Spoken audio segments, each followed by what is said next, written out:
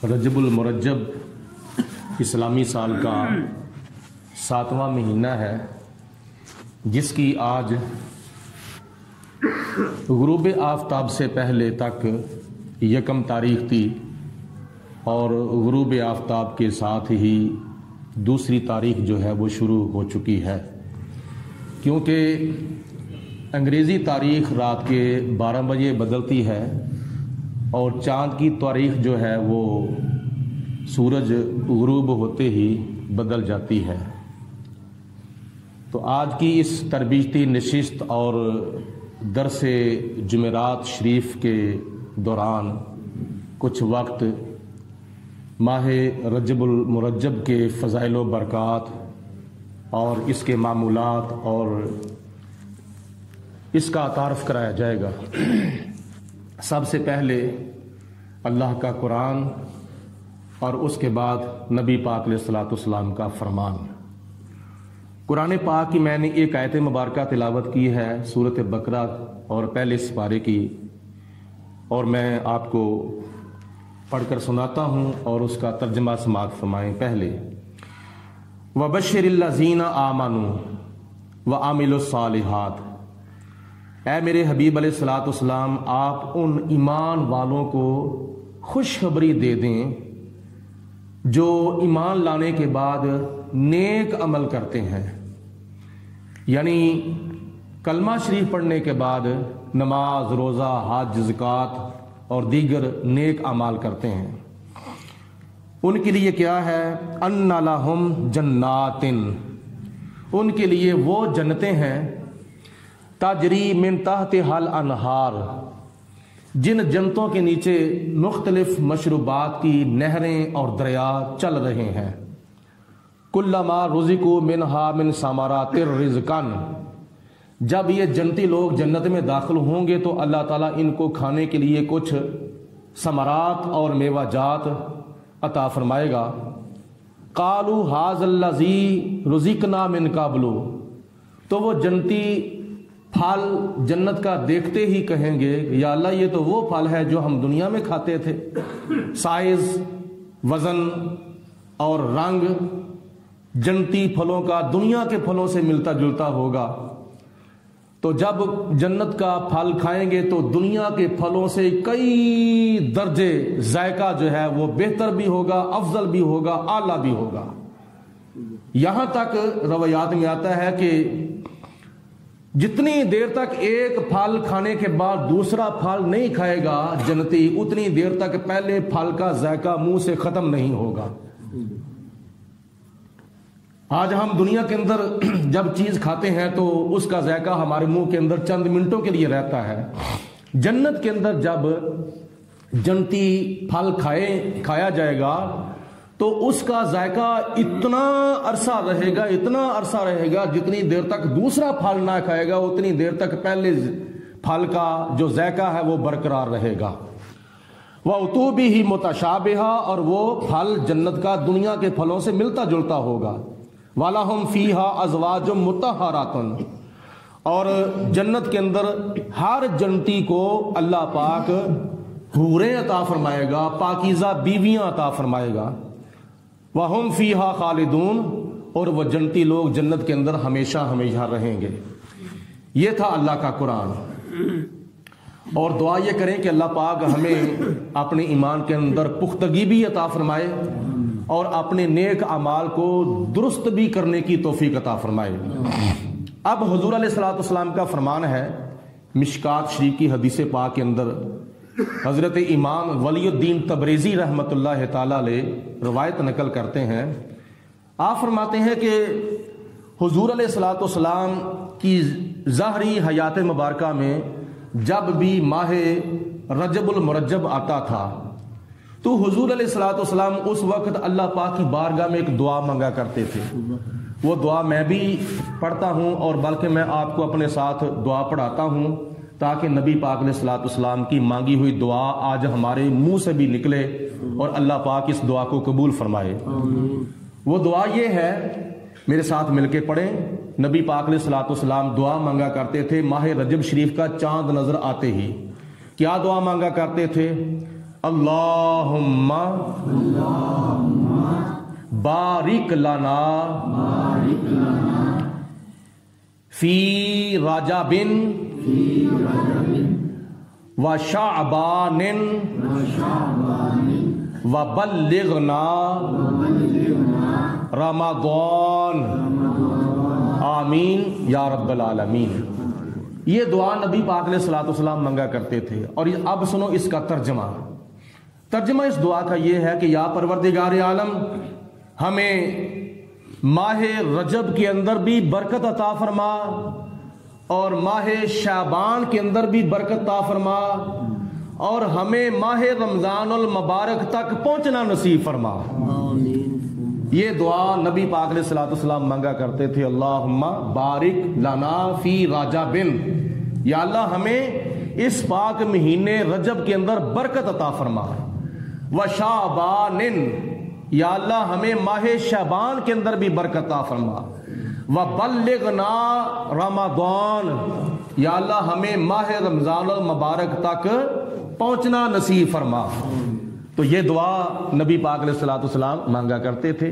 اور بعض روایات میں آتا ہے نبی کریم علیہ الصلوۃ والسلام نے ارشاد فرمایا کہ جتنی نیکیاں بندہ دوسرے مہینوں میں کرتا ہے، اگر اتنی نیکیاں اس پاک مہینے کے اندر کرے گا تو پھر اللہ تعالیٰ کتنا اجر عطا فرمائے گا۔ حضور علیہ الصلوۃ والسلام نے ارشاد فرمایا کہ کسی نیکی کا اللہ پاک جتنا اجر دوسرے مہینے میں عطا فرماتا ہے، اگر وہی نیکی ماہ رجب کے اندر کی جائے تو اللہ تعالیٰ دوہرا اجر عطا فرماتا ہے۔ کہ حضور علیہ الصلوۃ والسلام نے فرمایا کہ اگر کوئی بندہ دوسرے مہینوں کے اندر کسی گناہ سے توبہ کرتا ہے تو اللہ تعالیٰ اس کی توبہ قبول فرماتا ہے اور اس کا گناہ معاف فرماتا ہے، مگر توبہ بھی سچی ہو، پکی ہو اور اس توبہ کے اوپر بندہ قائم رہے۔ اگر کسی گناہ سے اللہ کا بندہ اس پاک مہینے رجب شریف کے اندر توبہ کرتا ہے تو اللہ تعالیٰ ایک گناہ سے توبہ کرنے کی برکت سے 2 گناہ معاف فرما دیتا ہے۔ ماہ ذوالقعدہ شریف 1 اور ماہ ذوالحجہ مبارکہ 2 اور ماہ محرم الحرام 3، یہ 3 مہینے تسلسل کے ساتھ حرمت والے ہیں، ذوالقعدہ، ذوالحجہ اور ماہ محرم۔ یہ 3 مہینے جو ہیں تسلسل کے ساتھ ملے جوئے ایک دوسرے کے بعد یہ 3 مہینے حرمت والے ہیں، اور چوتھا مہینہ جو ہے وہ حرمت والا ماہ رجب المرجب ہے۔ اب یہ میں آپ کو بتانا چاہتا ہوں کہ ان 4 مہینوں کو حرمت والا مہینہ کیوں کہا جاتا ہے۔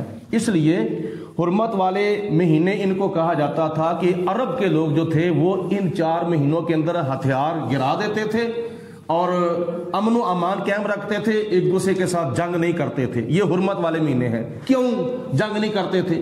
اس لیے کہ یہ جو 3 مہینے ہیں نا، ذوالقعدہ، ذوالحجہ اور محرم، یہ 3 مہینے حج کی وجہ سے حرمت والے ہیں، کیونکہ ماہ ذوالقعدہ کے اندر لوگ حج کرنے کے لیے جاتے تھے اور ماہ ذوالحجہ کے اندر حج کیا جاتا تھا اور کیا جاتا ہے اور کیا جاتا رہے گا، اور محرم شریف کے اندر لوگ حج کر کے واپس اپنے اپنے وطنوں میں، اپنے اپنے ملکوں میں، اپنے اپنے شہروں میں جاتے تھے۔ تو اس لیے ان کو حرمت والے مہینے قرار دیا گیا کہ حاجی حضرات جو ہیں یہ حفاظت کے ساتھ جائیں، حفاظت کے ساتھ واپس اپنے گھروں میں آئیں اور حفاظت کے ساتھ اللہ تعالیٰ کے گھر کا حج کریں۔ اور ماہ رجب کو حرمت والا مہینہ اس لیے کہا جاتا ہے کہ اس مہینے کے اندر دوسرے مہینوں کی بنسبت لوگ زیادہ عمرہ کرنے کے لیے جاتے تھے، تو عمرہ کرنے کی وجہ سے اس پاک مہینے کو حرمت والا مہینہ قرار دیا گیا ہے۔ لیکن افسوس، آج بہت ہی افسوس کہ حج اور عمرہ کرنے کے معاملے میں بہت سی رکاوٹیں پیدا کر دی گئی ہیں۔ ایک تو اخراجات جو ہیں وہ بہت زیادہ کر دیے گئے ہیں، اور دوسرے نمبر پر پابندیاں اتنی لگا دی گئی ہیں کہ حج کرنا اور عمرہ کرنا جو ہے وہ بہت ہی مشکل ہو چکا ہے۔ جا رہے ہیں عمرہ کرنے کے لیے، لوگ جا رہے ہیں، لیکن ان کو بہت ہی پابندیوں کا سامنا کرنا پڑ رہا ہے۔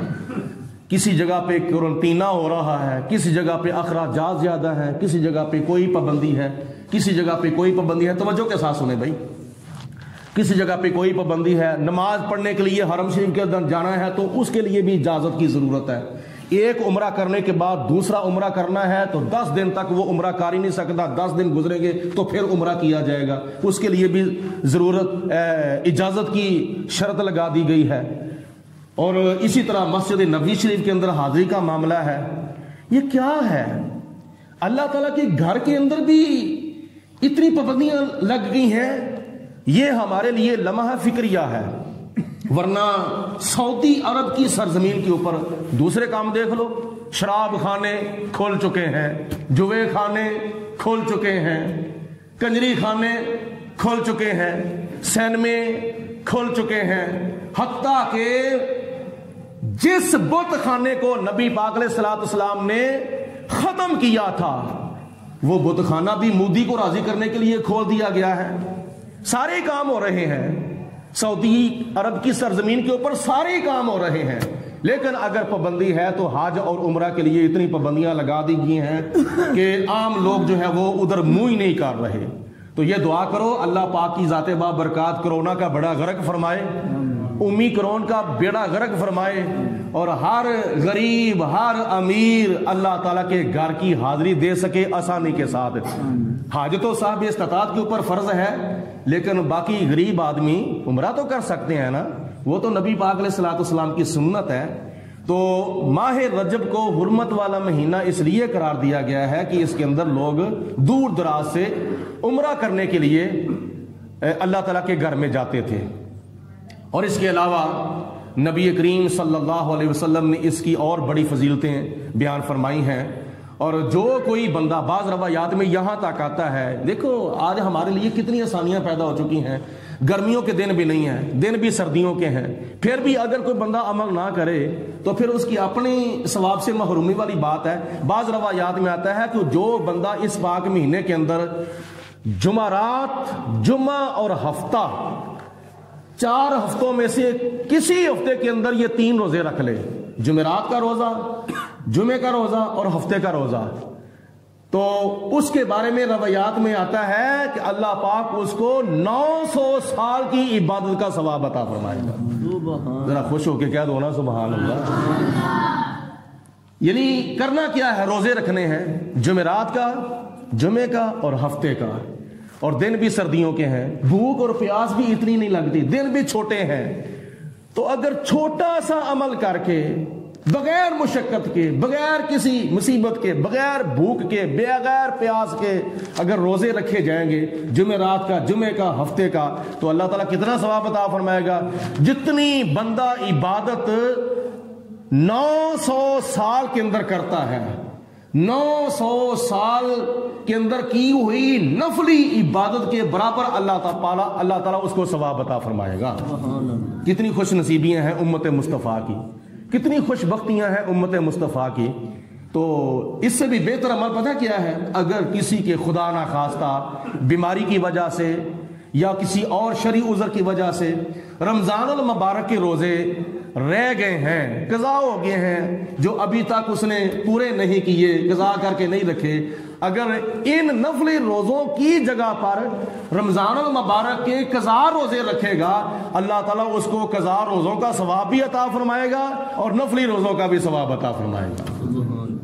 یہ بڑی خوش نصیبی ہے امت مصطفیٰ کی. تو اس کی 6 تاریخ کو حضرت خواجہ خواجگان حضرت خواجہ معین الدین چشتی اجمیری رحمت اللہ تعالی علیہ کا یوم وفات ہے.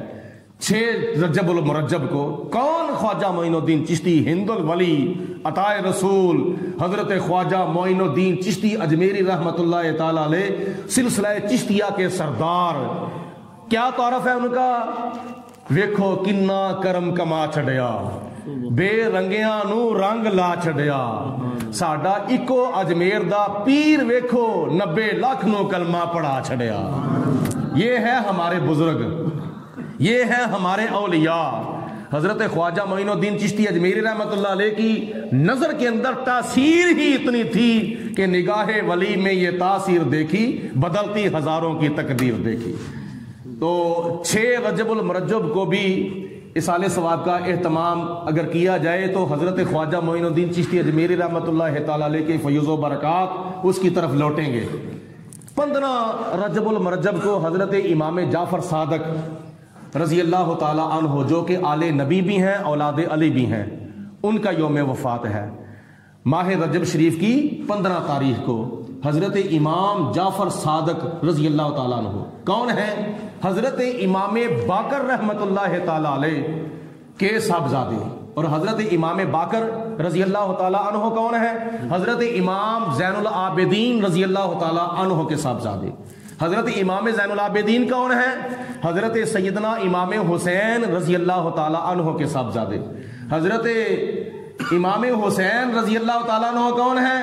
حضرت علی المرتضی رضی اللہ تعالیٰ عنہ، اور حضرت سیدہ طیبہ طاہرہ فاطمہ الزہرا رضی اللہ تعالیٰ عنہا کے صاحبزادے ہیں۔ اور جناب حضرت سیدہ طیبہ طاہرہ جناب فاطمہ الزہرا کون ہے؟ نبی کریم صلی اللہ علیہ وسلم کے صاحبزادی۔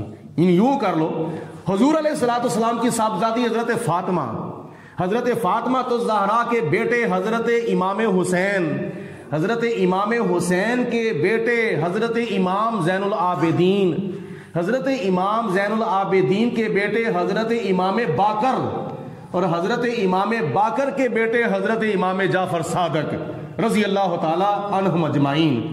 تو اس کے علاوہ ماہ رجب شریف کی 22 تاریخ کو حضرت سیدنا امیر معاویہ رضی اللہ تعالی عنہ کا یوم وفات ہے، اور جو ان کے نام کا ختم شریف دلایا جاتا ہے، عرف عام کے اندر اس کو کنڈوں کا ختم شریف کہا جاتا ہے۔ یہ بھی اصال ثواب کا ایک پہلو ہے۔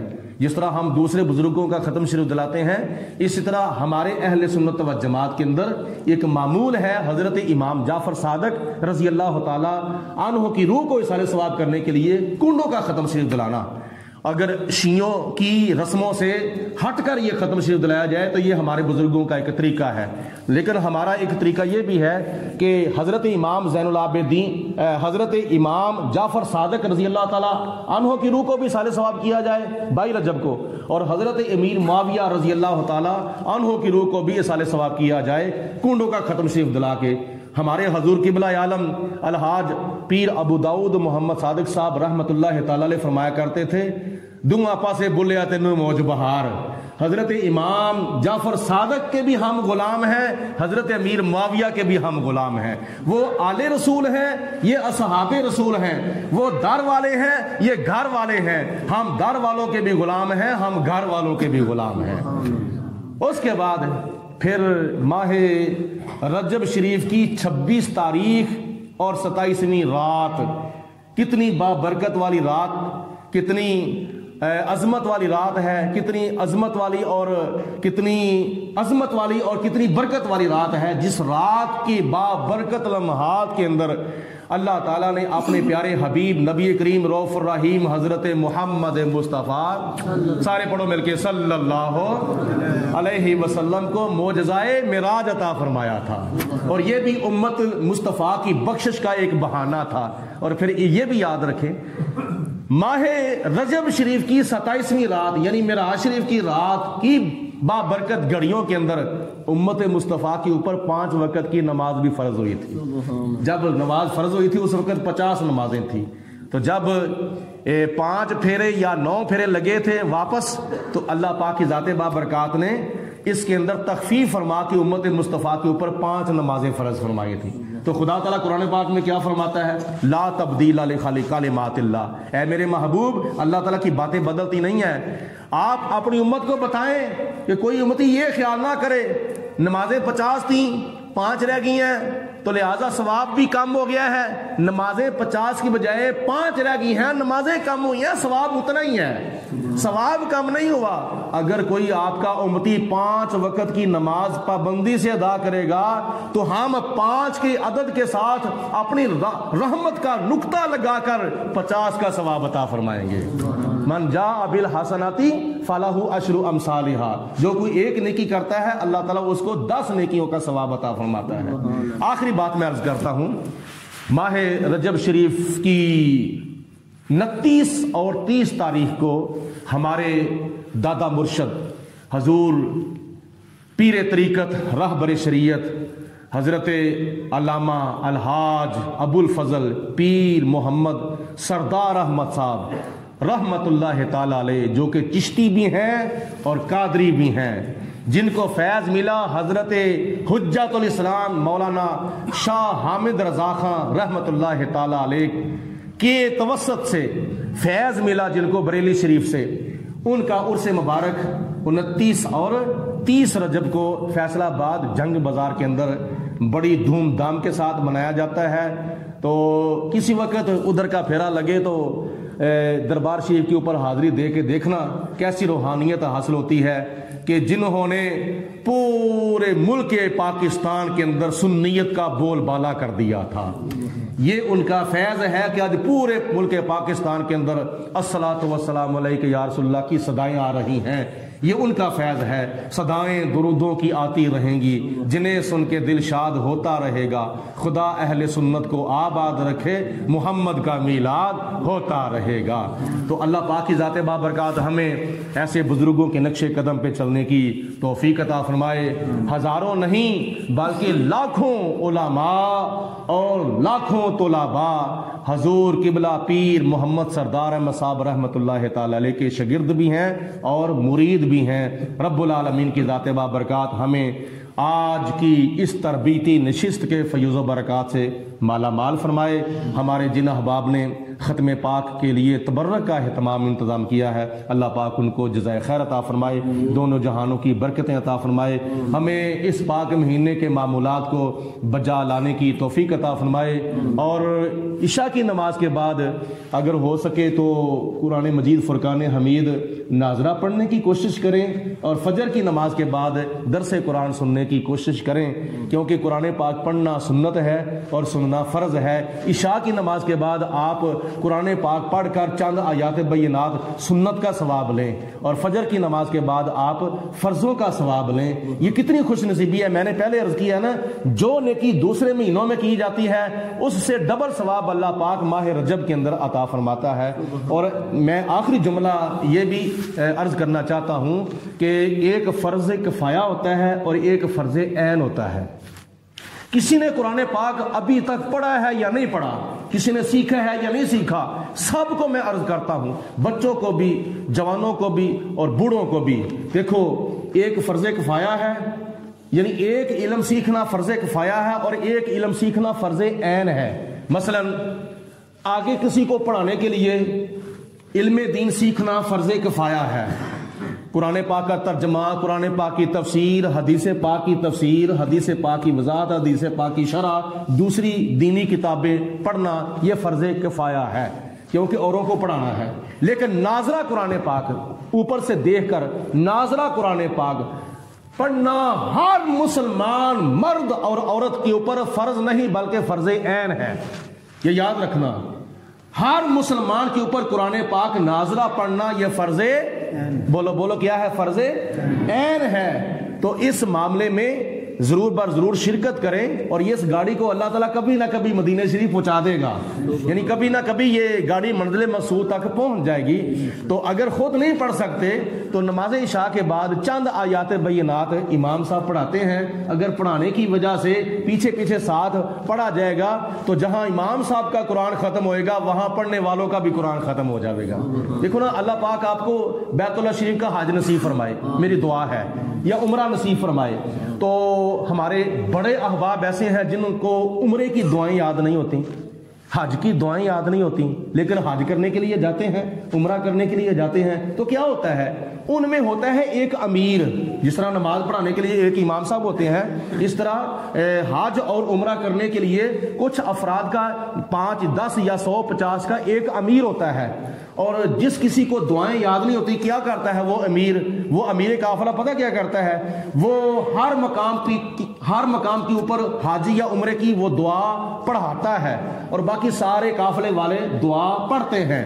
یعنی خانہ کعبے کا طواف کرتے وقت دعا پڑھائی جاتی ہے، اور حجر اسود کو چومتے وقت دعا پڑھائی جاتی ہے، صفا مروہ کی سعی کرتے وقت دعا پڑھائی جاتی ہے، اسی طرح مقام ملتزم کے اوپر دعا مانگی جاتی ہے، باقی سارے آمین کہتے ہیں، اور اسی طرح باقی کیا نام ہے جو ارکان ہیں، حج کے ارکان ہیں، میدان عرفات کے اندر، میدان مزدلفہ کے اندر، میدان منا کے اندر جو کیا نام ہے قیام کیا جاتا ہے، وہاں جو دعائیں پڑھی جاتی ہیں، اور ایک امیر صاحب پڑھاتے ہیں، باقی سارے قافلے والے اس کے پیچھے پیچھے پڑھتے ہیں۔ تو نتیجہ کیا نکلتا ہے؟ جہاں امیر کا حج ہوتا ہے وہاں کے ساتھ دعائیں پڑھنے والوں کا بھی حج اور عمرہ ہو جاتا ہے۔ اسی طرح قرآن مجید فرقان حمید اگر کسی ہمارے بزرگ نے، کسی نوجوان نے نہیں پڑھا تو اس کو گھبرانے کی، پریشان ہونے کی ضرورت نہیں ہے، ٹینشن لینے کی ضرورت نہیں ہے۔ تو قرآن پاک پڑھنا شروع کر، انشاءاللہ تعالی قیامت والے دن مکمل طور پر اپنے قبر سے تو قاری قرآن بن کے اٹھایا جائے گا، چاہے تیرا قرآن پاک دنیا کے اندر مکمل ہو یا نہ ہو۔ تو اس لیے امام صاحب چند آیات بینات پڑھاتے ہیں، تو امام صاحب کے ساتھ وہ چند آیات بینات پیچھے پیچھے پڑھی جائیں گی، تو یہ آپ کا ثواب جو ہے وہ آپ کے نامہ اعمال کے اندر قرآن پاک پڑھنے کے